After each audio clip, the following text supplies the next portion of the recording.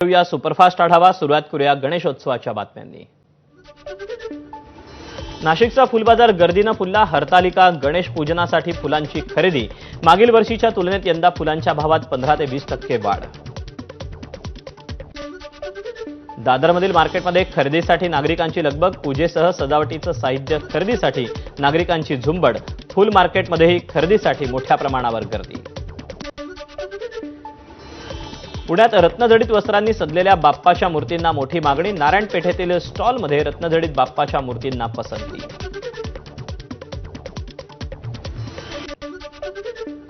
पुण्यातील मंडईत फुलं घेण्यासाठी भाविकांची मोठी गर्दी। झेंडूच्या फुलांची मोठी मागणी।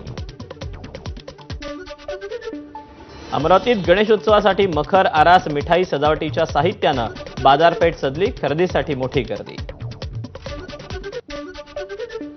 रायगडच्या बाजारपेठेत दुकानांमध्ये आकर्षक आणि नाविन्यपूर्ण वस्तू दाखल।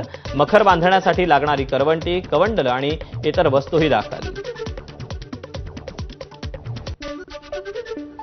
सिंधुदुर्गच्या सावंतवाडीतील सालईवाड्याच्या राजाचं जल्लोषात आगमन। कोकणातील पहिल्या सार्वजनिक गणपती म्हणून सालईवाड्याच्या राजाची ओळख। धाराशिवमध्ये चिमुकल्यांनी साकारले पर्यावरण स्नेही बाप्पा। आपला गणपती आपण बनवू या संकल्पनेतून डिक्सलच्या श्री संत बोधले महाराज प्राथमिक विद्यामंदिर शाळेतील उपक्रम। नागपूरच्या गो विज्ञान अनुसंधान केंद्रानं तयार केलेल्या शेणापासून गणपतीच्या मूर्ती। गणेश मूर्तींना प्रचंड मागणी। नागपूरमध्ये गणेशोत्सवाची लगबग। सीताबर्डीत फुल मार्केटमध्ये फुलं खरेदीसाठी गर्दी। गणेशोत्सवामुळे फुलांना चांगला भाव। फुल उत्पादक शेतकऱ्यांमध्ये आनंदाचं वातावरण।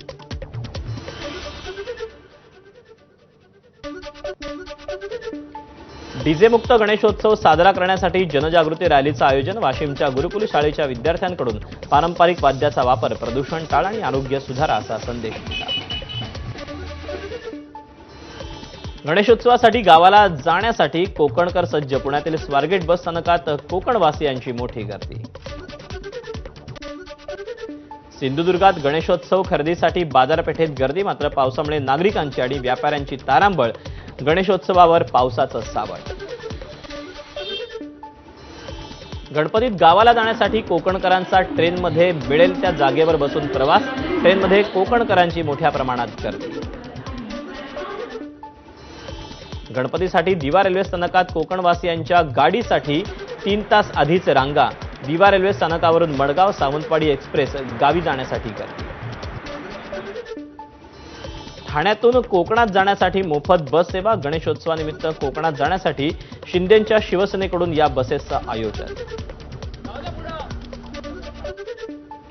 साताऱ्यातील आणेवाडी टोल नाक्यावर पश्चिम महाराष्ट्रातून कोकणात जाणाऱ्या गणेश भक्तांची गर्दी।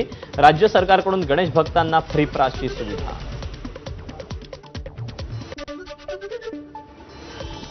मोदकासाठीच्या आंबेमोहर तांदळाला उच्चांकी दर। किरकोळ बाजारात आंबेमोहर तांदूळ 200 रुपये किलोवर, तर घाऊक बाजारात 170 ते 180 रुपये किलोच्या घरात।